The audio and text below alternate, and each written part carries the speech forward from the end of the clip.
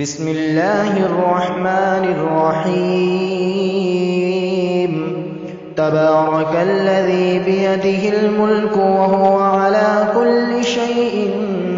قدير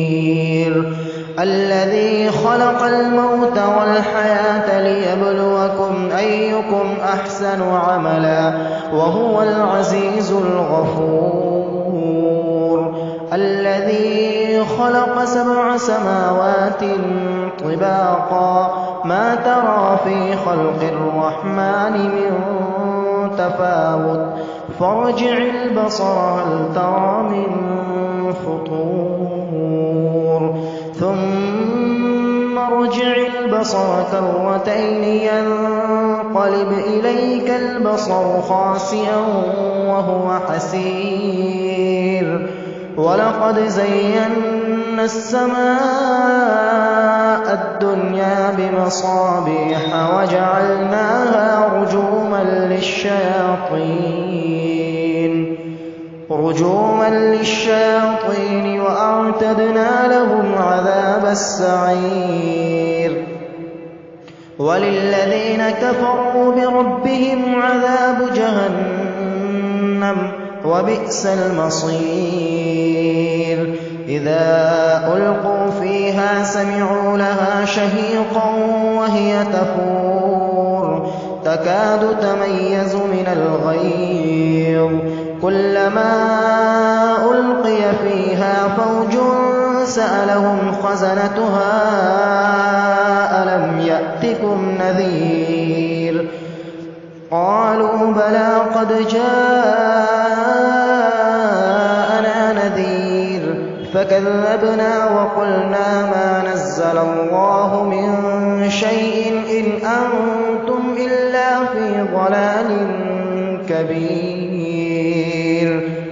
وقالوا لو كنا نسمع أو نعقل ما كنا في أصحاب السعير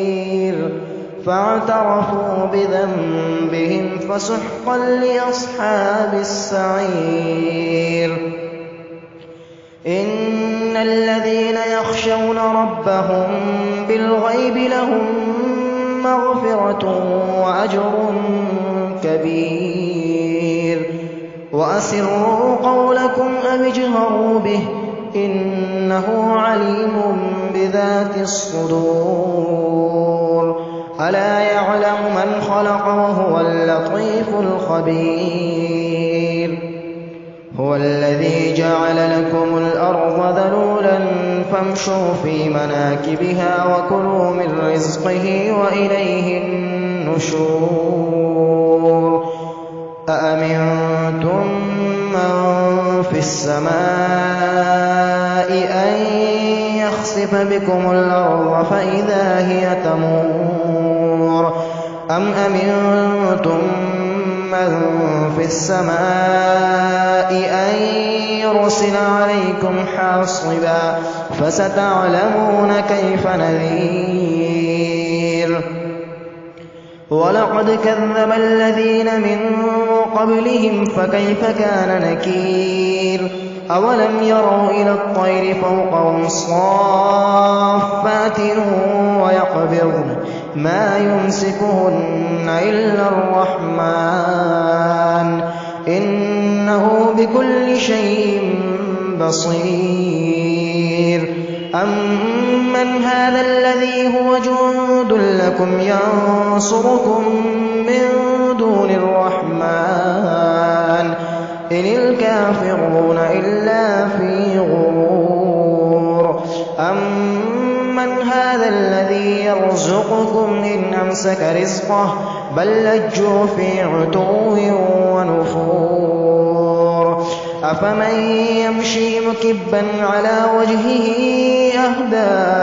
أمن يمشي سويا على صراط مستقيم قل هو الذي أنشأكم وجعل لكم السمع والأبصار والأفئدة قليلا ما تشكرون قل هو الذي ذرأكم في الأرض وإليه تحشرون ويقولون متى هذا الوعد إن كنتم صادقين قل إنما العلم عند الله وإنما أنا نذير مبين فلما رأوه زلفة سيئت وجوه الذين كفروا وقيل هذا الذي كنتم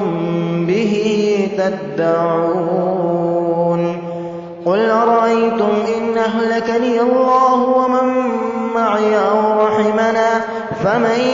يجير الكافرين من عذاب أليم قل هو الرحمن آمنا به وعليه توكلنا فستعلمون من هو في ضلال مبين قل أرأيتم إن أصبح ماؤكم غورا فمن يأتيكم بماء